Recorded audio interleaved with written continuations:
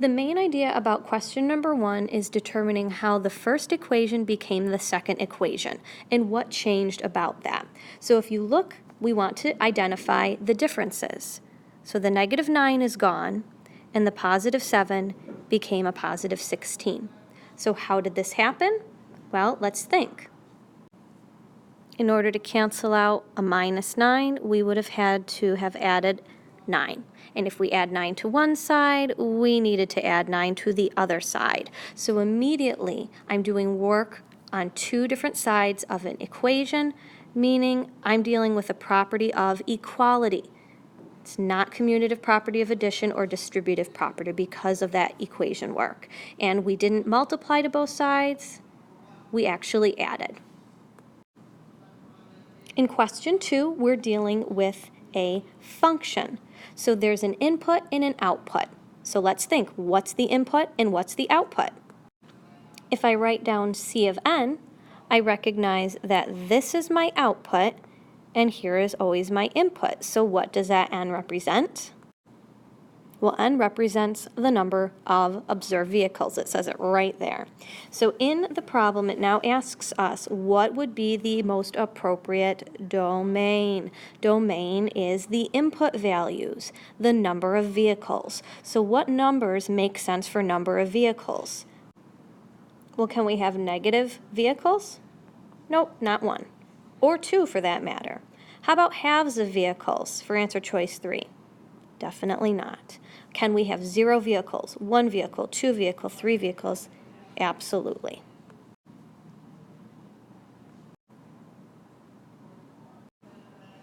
Question number 3 is a polynomials question, and they give us what A and B are equal to.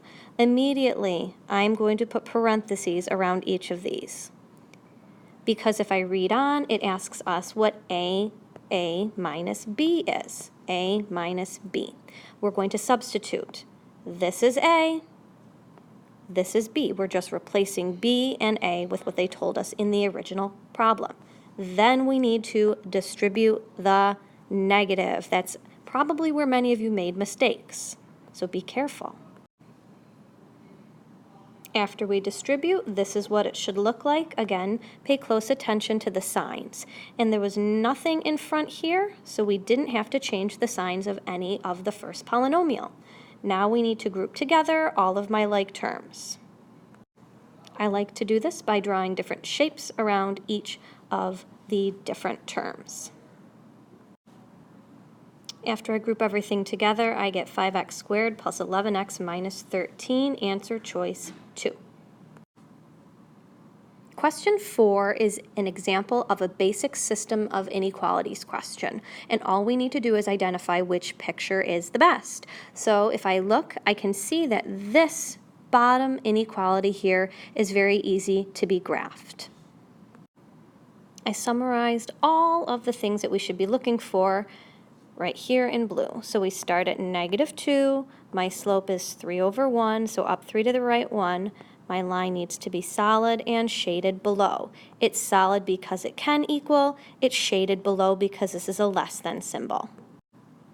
It appears that all of my lines were graphed correctly using the slope and y-intercept and solid lines, but the shading is different.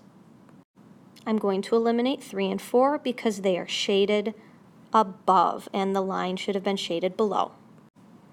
The last step is to determine which inequality is y plus x greater than 2. And what does that look like?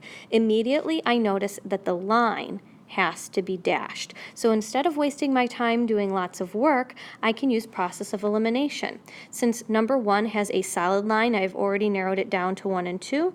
I'm going to cross off number 1, making my final answer choice 2. Question number 5, everyone should have gotten correct, whether or not you can solve this or not, because your calculator can do all of this work for you. So you can use your nsolve feature on here to figure out what x is, or you could go back through and substitute all of these points in for x and find out which one holds true using your technology. I'm going to go through the math way because that's what we should really get practice with, and I'd like for you to do the same even if you showed using substitution, like checking or using your calculator. So let's all make sure we have this method down. Okay, I rewrote it. Now I have parentheses with the number out in front. It's okay, it's a fraction. Let's go ahead and distribute. This is what we get after we distribute. You can definitely use your calculator to help you multiply those two fractions. Next, I'm going to take away 3/4 from both sides of the equation using my addition property of equality. And lastly, to get x alone, multiply both sides by the reciprocal of 7/3, which is 3/7, and 33/4 is the same as 8 25/100, answer choice 1. Question 6 is a great process of elimination question. The first thing that I'm noticing about this table is that as the x's increase, so do the y's. So immediately I know that there's some type of positive or growth happening. So answer choices 1 and 3 are out because I do not have negative rate of change and I am not decaying. My numbers are not getting smaller. So what's left for me to do is determine whether or not I have a constant rate of change, that my numbers are going up by the same number every single time being added, or am I adding a number and it's getting bigger and bigger and bigger as we go through the table, or can I find a multiplier? So I'm going to just try to eliminate a linear function or prove that it's a constant rate of change. Even after just looking at the first 2 data points, or first 3 data points I should say, I'm noticing that there is not a constant average rate of change. Therefore, answer choice 4 is the winner because we do not have the same number being added every single time. If I really want to go above and beyond this question, I can find what that multiplier actually is by dividing the second by the first, showing that I'm multiplying by 1.48 approximately every single time. And this would work out the same way by dividing each of these 2 pairs of numbers.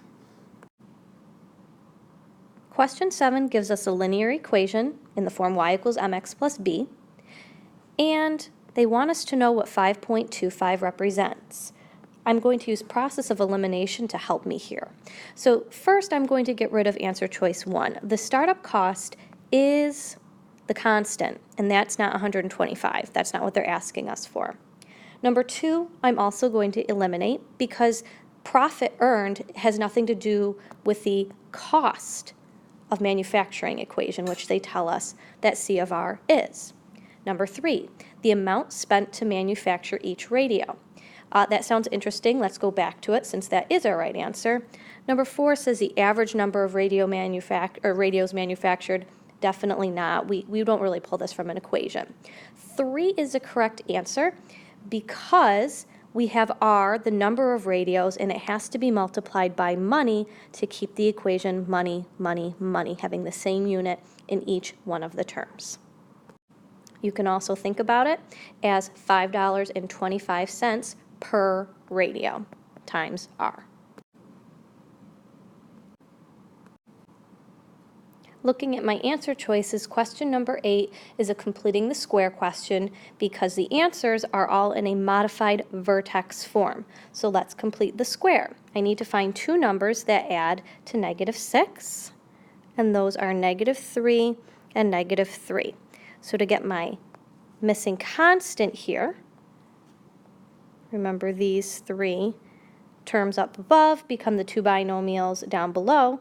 -3 times -3 is +9. So if I add 9, I subtract 9. A -9 and a -12 become a -21.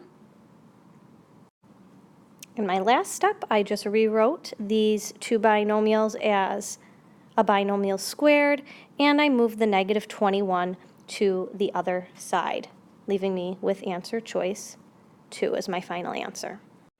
And just a quick note for the shortcut, those of you who rely on technology to help you if you got stuck on this question, what you could do is move all of these constants to the other side of the equation. So over here would look like a -21, a -21, -3, and -3, and graphed each one of these and compared them to your original to see which one was the same.